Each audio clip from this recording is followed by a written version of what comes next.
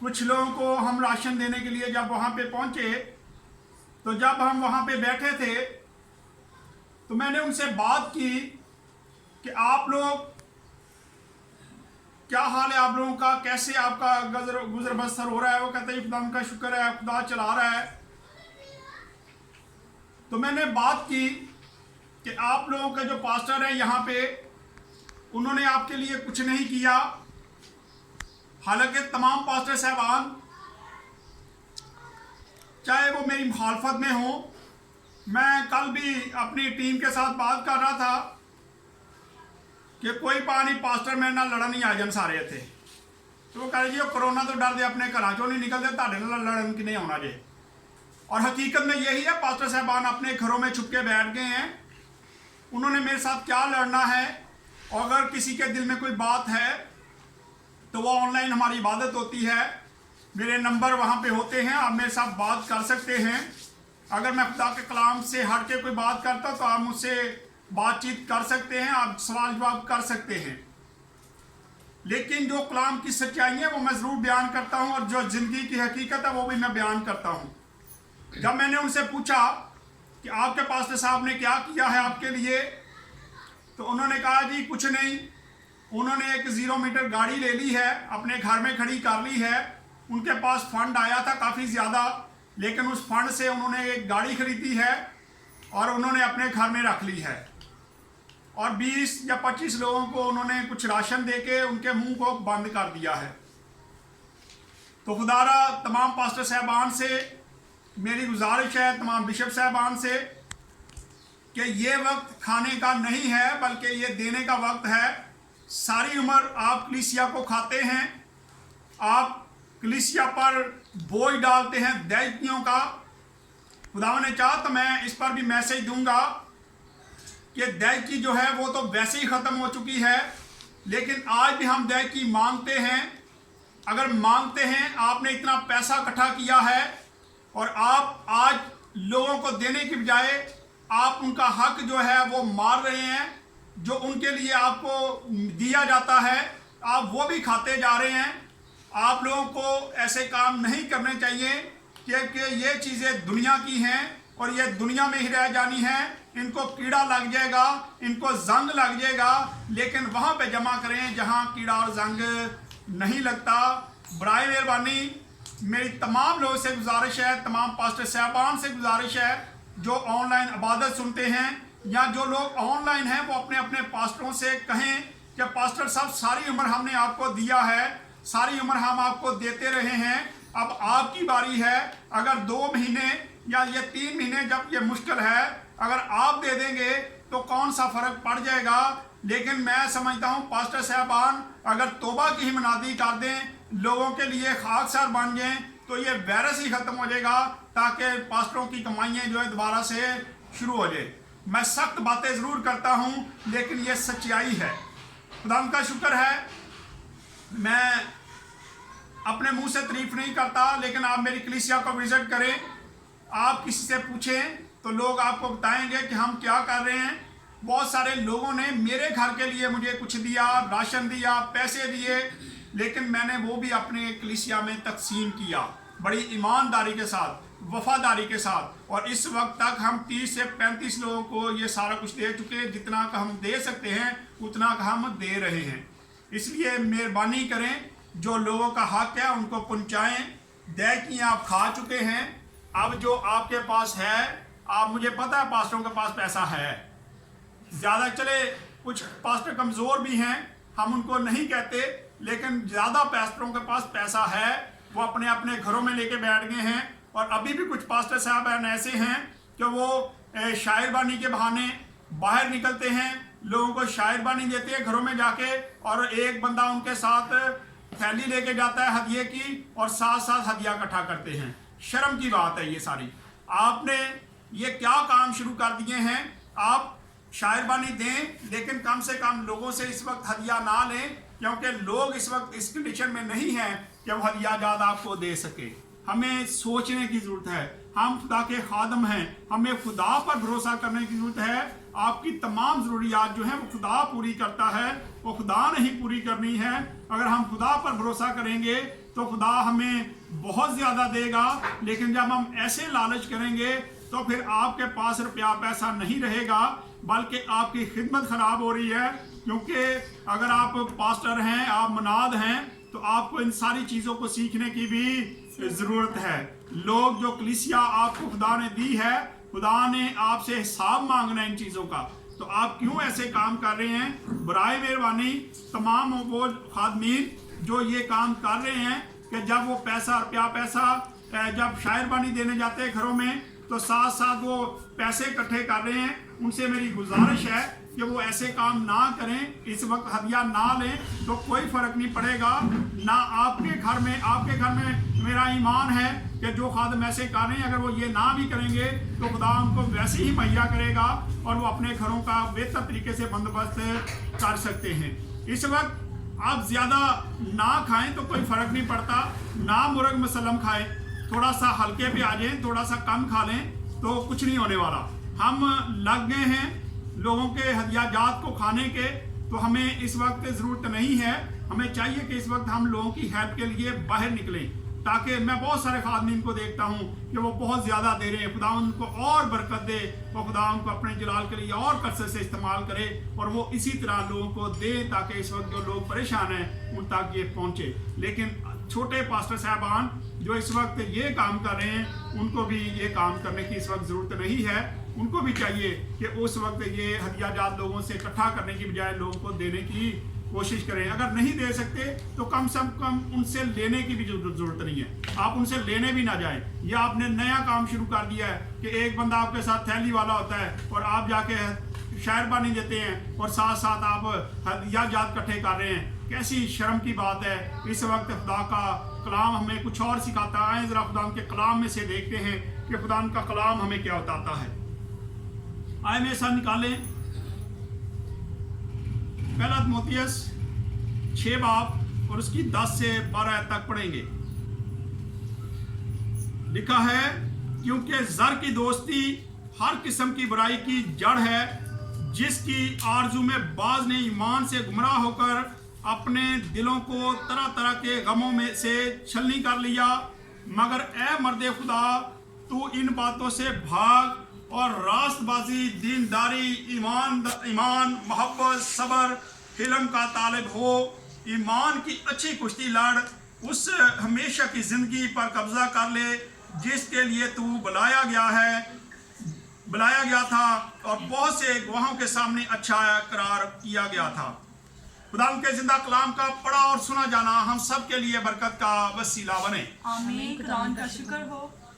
यहाँ हम देखते हैं तिमोथियस खुदा का बंदा, उसकी माँ जो थी वो यहूदी थी और बाप जो था वो यूनानी था और वो एशिया कोचिक का नौजवान मर्द था, खुदा का बंदा था और पौलुस रसूल के साथ वो खिदमत करता था।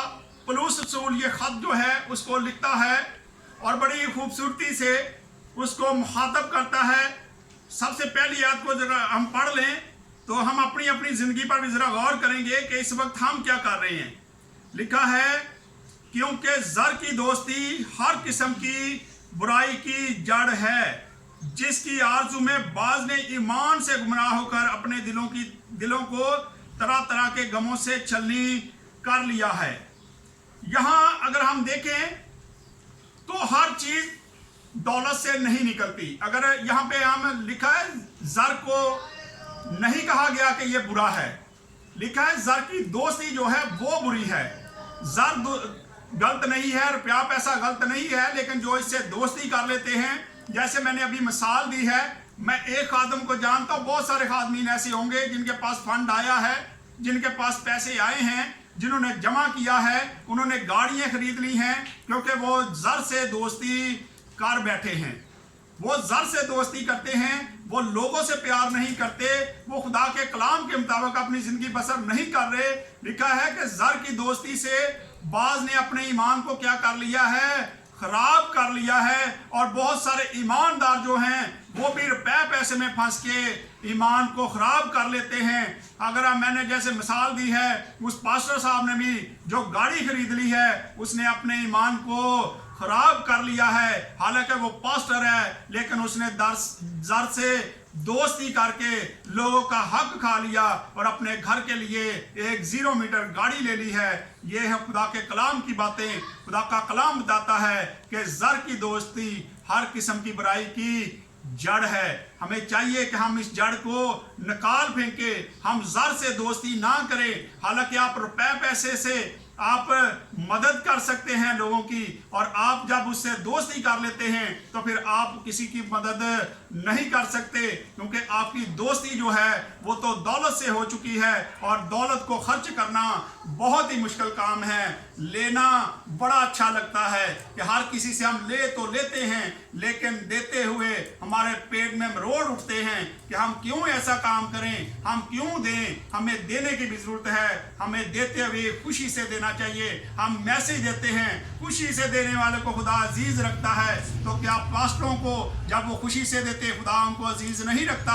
खुदा उनको भी अजीज रखता है जो खुशी से देते हैं। लेकिन पास्टर जब गोंगलों पे मिट्टी झाड़ली कर दे, वो कोई फायदा नहीं है ऐसे कि आप को इतना पैसा मिले और अपने ज़र से दोस्ती करें और घर में इकट्ठा कर लें और थोड़ा सा लोगों को दे के दिखा दे कि जी ये मैंने जी 20 लोगों को दे दिया है। शर्म की बात है। खुदा का कलाम हमें बताता है कि हमें ऐसे काम करने की ज़रूरत नहीं है। और ज़र की दोस्ती जो है ये कई बार बहुत सारी खराबियां पैदा कर देती हैं। आपके घर में जब बहुत सारा रुपया पैसा आ जाता है तो कई बार आपकी औलाद जो है वो नाफरमान निकल आती है, वो याशियों में लग जाती है, क्योंकि रुपया पैसे से ही हम शराब खरीदते हैं, उसी से हम हराम कार्यों में लग जाते हैं। आपके बच्चे खराब हो जाते हैं, आपकी औलाद खराब हो जाती है। इसलिए खुदारा ज़र की दोस्ती से दूर रहें, ज़र से दोस्ती ना करें, क्योंकि ज़र की दोस्ती जो है वो हर तरह की बुराई की जड़ है। ये खुदा का कलाम बताता है। दोबारा से अगर पढ़ना चाहते हो तो दोबारा से मैं ये दोहरा देता हूँ। लिखा है, क्योंकि ज़र की दोस्ती हर किस्म की बुराई की जड़ है। हर किस्म की जो बुराई है, हर वक्त का लालच, ये सारी चीज़ें गुनाह जो है वो ज़र की दोस्ती से ही निकलता है। अगर हमारे पास सिर्फ प्यार पैसा वाफर मकदार में आ जाता है तो हम हर बुराई में आगे निकल जाते हैं।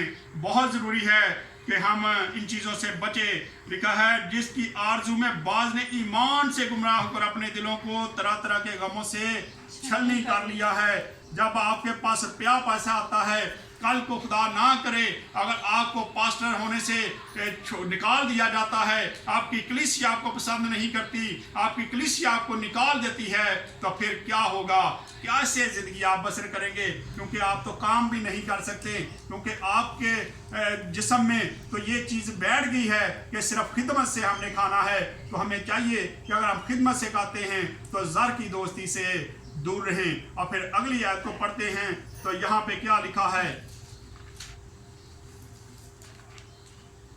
11 आयत को पढ़ने लगा हूं मैं। लिखा है, मगर ए मर्दे खुदा, तू इन बातों से भाग और रास्तबाजी, दीनदारी, ईमान, मोहब्बत, सब्र, हिलम का तालब हो। यहाँ हम कुछ चीज़ों को देखते हैं। खुदा का बंदा उसे कहता है मर्दे खुदा। अगर मर्दे खुदा का लक़ब देखते हैं, जिक्र देखते हैं, तो ये पुराने अहदनामे में हमें आम मिलता है। जो उस वक्त के नबी थे, अंबिया इकराम थे, जो खुदा के साथ बड़े वफादार थे, जो खुदा की तरह ही बने होते थे, जो खुदा की तरह रहते थे, जो उसके नक्शे कदम पर चलते थे, उनको मर्द खुदा कहा जाता था कि ये मर्द जो है ये खुदा की तरह है, ये झूठ नहीं बोलता, ये चोरी नहीं करता, ये हर बुराई से भागता है, ये खुदा की तरह ही रहता है। उसको मर्द खुदा कहा जाता था। और यहाँ पे हम देखते हैं कि इसको भी मर्द खुदा कहा जाता है।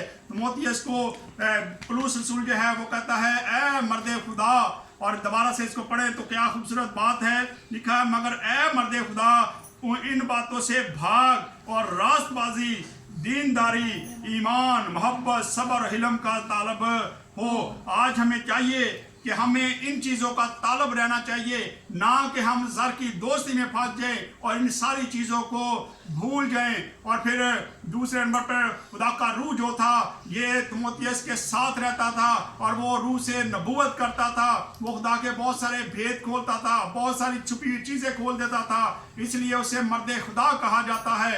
लेकिन एक चीज़ और देख लें, अगर मर्द खुदा एक और चीज़ को भी हम गुनाह का सरापा गुनाह भी है, आए ज़रा मर्द खुदा का उल्ट भी है एक, उसको देख लेते हैं। दूसरा तीमुथियुस 2 बाब और उसकी जरा पहली ऐसे 4 आयत तक पढ़ेंगे। यहाँ में एक और मर्द खुदाई नजर आता है जो गलत है, जो गलत लोगों को गलत गाइड करता है। आज भी कई लोग ऐसे आगे हैं जो गलत मनादी कर रहे हैं, जो गलत तालीम देते हैं, तरह तरह की अफवाहें फैला रहे हैं, वो इन्हीं में से निकलते हैं। यहाँ पे लिखा है, बस ए मेरे फर्जंद तू उस फजल से जो मसीह यीशु में है मजबूत बन, और जो बातें तूने बहुत से गवाहों के सामने मुझसे सुनी है उनको ऐसे दयानतदार आदमियों के सुपुर्द कर जो औरों को भी सिखाने के काबिल हों। मसीह यीशु के अच्छे सिपाही की तरह मेरे साथ दुख उठा। कोई सिपाही जब लड़ाई मैं गलत हो गया, ये दूसरा थिस्सलुनीकियों पढ़ेंगे हम, दूसरा थिस्सलुनीकियों 2 बाब और उसकी पहली ऐसे पढ़ेंगे। ए भाइयों, हम अपने खुदा यीशु मसीह के आने और उसके पास अपने जमा होने की बाबत तुमसे दरख्वास्त करते हैं कि किसी रूह का ये कलाम या खत जो गोया हमारी तरफ से है हो, ये समझ कर के खुदा का दिन आ पहुंचा है, तुम्हारी अकल दफ्तन परेशान ना हो जाए और ना तुम घबराओ, किसी तरह से किसी के फ्रेब में ना आना, क्योंकि वो दिन नहीं आएगा जब तक पहले बरगश्ती ना हो और वो गुनाह का शक यानी हलाकत का फर्जंद जाहिर ना हो जो मुखालफत करता है और हर एक से जो खुदा या मबूद कहलाता है अपने आप को बड़ा ठहराता है, यहाँ तक कि वो खुदा के मुकद्दस में बैठकर अपने आप को खुदा जाहिर करेगा। यहाँ हम देखते हैं कि यहाँ खुदा के कलाम में लिखा है कि ये भी एक शख्स आएगा।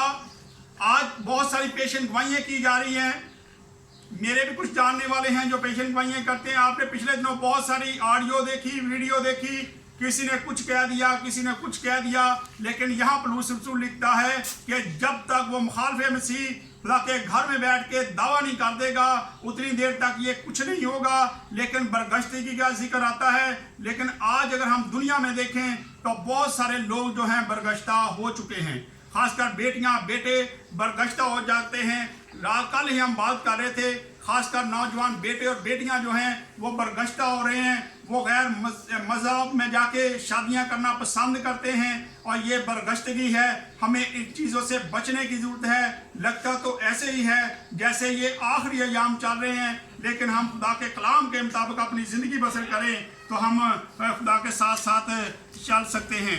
आए खुदा का बंदा यहाँ पे उसको बताता है कि तू रास्तबाजी, दीनदारी, और आज हम देखेंगे रास्तबाजी जो है, रास्तबाजी, दीनदारी, ईमान, मोहब्बत, सब्र और हिलम। रास्तबाजी का मतलब है इंसानों के साथ इंसाफ और दयानतदारी से पेश आना, यह है रास्तबाजी का मतलब।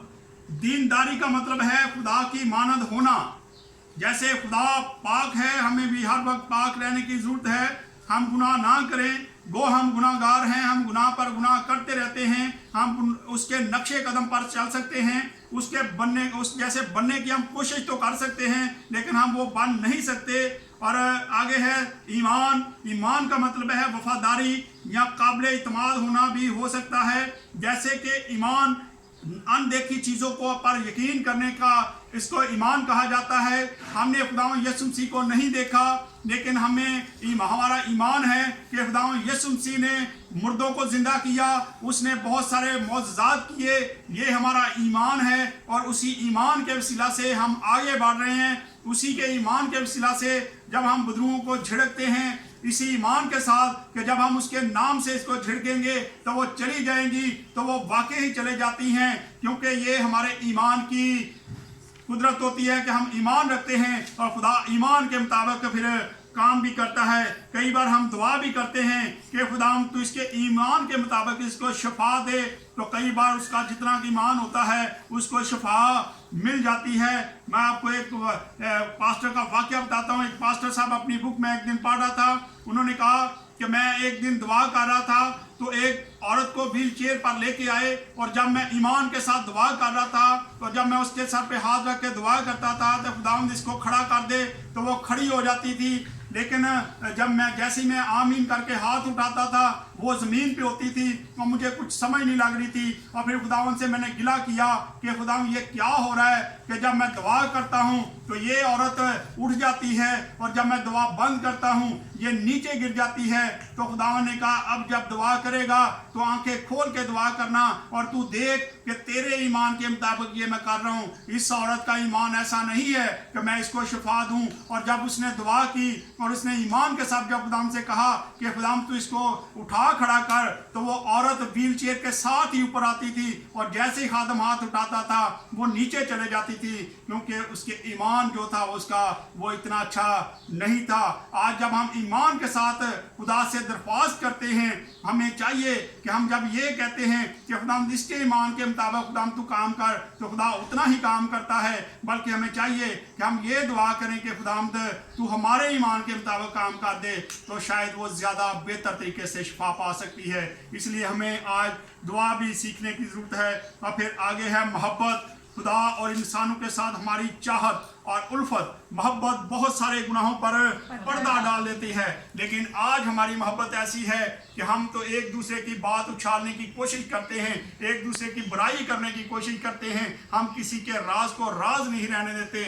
और यहाँ पे लिखा है मोहब्बत, ये खुदा का बंदा उसको समझा रहा है कि तू इन सारी चीज़ों को थामे रख। और फिर आगे है सब्र। सब्र से मुराद मुश्किल मजाजी आजमाइश में बर्दाश्त करना, जैसी मर्जी आजमाइश आ जाए। आज हम देखते हैं कितनी बड़ी आजमाइश आई है, लेकिन मैं देखता हूं कि लोग जो हैं वो शायद बर्दाश्त कर रहे हैं, लेकिन पास्टर साहबान बर्दाश्त नहीं कर रहे, क्योंकि वो सोच रहे हैं चर्च बंद हो गए, हदिये बंद हो गए, हम कहां से खाएंगे, और वो सब्र करने के लिए तैयार नहीं है। और ये खुदा के कलाम के मुखालफत में चले जाती हैं चीज़ें। और फिर आगे है हिलम, मेहरबानी, खाकसारी, मिजाज का तहम्मल मिजाज होना, ये सारा कुछ जो है ये हिलम में आता है। जब हम तहम्मल से बातचीत करते हैं, हम सब्र से बातचीत करते हैं, तो इसमें हिलम जाहिर होता है। और कई बार लोग आपकी मिसाल देते हैं कि नहीं वो तो बड़ा हलीम है, उससे जब बात करते हैं तो बड़े अच्छे तरीके से वो बात करता है।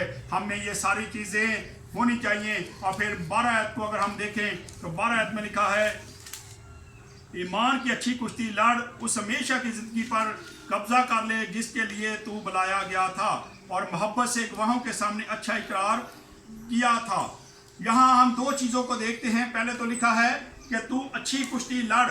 हमें दुनिया में रहते हुए ईमान के साथ लड़ना चाहिए, अबलीस के साथ लड़ने की ज़रूरत है, बीमारियों के साथ लड़ने की ज़रूरत है, दुनियादारी के कामों से लड़ने की ज़रूरत है, ताकि हम दुनिया जैसे ना बन जाए, ना हम ज़र की दोस्ती करें। और यही लड़ाई है जिसके लिए पौलुस रसूल उसको कह रहा है कि तू अच्छी कुश्ती लड़ ताकि तू कायम रहे। और अच्छी कुश्ती हम उसी वक्त लड़ सकते हैं जब हम इन चीज़ों से भागेंगे, हम झूठ नहीं बोलेंगे, हम गुनाह नहीं करेंगे, हम जुआ नहीं खेलेंगे, हम शराब नहीं पिएंगे। और इन चीज़ों से हमें लड़ने के लिए करना चाहिए।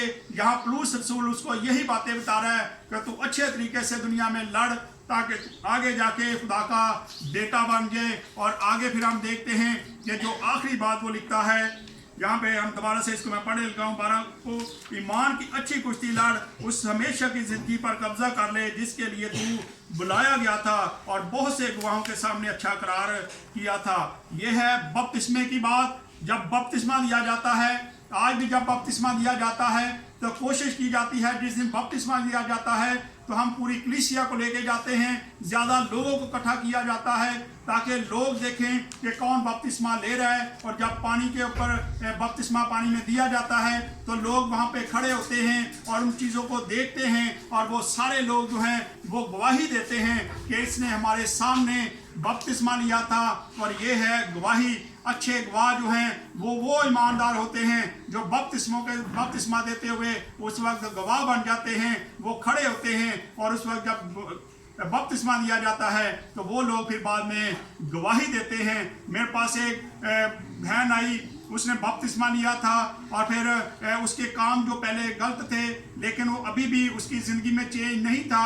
और उसकी बहू में जब बदरू हाजिर हुई तो उसने कहा जी इसने बपतिस्मा सिर्फ इसीलिए लिया है कि लोग इसकी गवाही दें, लेकिन इसके काम अच्छे नहीं हैं, इसने सिर्फ नाम से ही बपतिस्मा लिया है। आज हमें चाहिए कि हम अच्छे गवाहों की तरह, ये ऐसे ही है जैसे यहाँ में हमने पढ़ा है कि अच्छे गवाहों की तरह तूने वो काम किया है। जब बपतिस्मा लेते हैं तो लोग आपकी गवाही देना शुरू करते हैं, लेकिन आप अपनी ज़िंदगी को चेंज भी क्या करें। और ख़ासकर इस वक्त हमें ज़र की दोस्ती में फंसने की ज़रूरत नहीं है, बल्कि आपके पास जो है कोशिश करें कि दूसरों को दें, दूसरों के साथ अपने उसको बांटें, ताकि लोग जो भूखे मर रहे हैं वो बच जाएं, उनके घरों में खुराक जाए। और सबसे बढ़कर जो है वो तमाम लोगों से, तमाम पास्टर साहबान से, तमाम लोग जो ऑनलाइन हैं, आप सबसे मेरी गुजारिश है कि आप तौबा की मुनादी करें, लोगों को कहें कि लोग खाकसार बन जाएं, अपने गुनाहों को आप मान जाएं, कहें कि खुदा हम गुनाहगार हैं और अपने बुरे रास्तों को छोड़ के सीधे रास्ते पे आ जाएं, ताकि खुदा इस वायरस को ख़त्म कर दे। ये वायरस सिर्फ इसी तरह ख़त्म होना है, ना तो हम रुपया पैसा इकट्ठा करने से ये वायरस ख़त्म कर सकते हैं, ना राशन इकट्ठा करने से वायरस ख़त्म कर सकते हैं, बल्कि वायरस ख़त्म करने के लिए जो काम है वो ये है, ज़रूरी है कि हम अपने गुनाहों का इकरार कर लें और खुदावंद की तवानाई को मान जाएं, उससे कहें कि खुदावंद तू हमें माफ़ कर, ताकि ये वायरस दुनिया से जाता रहे। आए खुदावंद इस कलाम के वसीला से खुदावंद हम सबको बरकत दे। आए अपने सरों को झुकाएंगे और दुआ करेंगे और स्मैरक शामिल के हम दुआ करेंगे।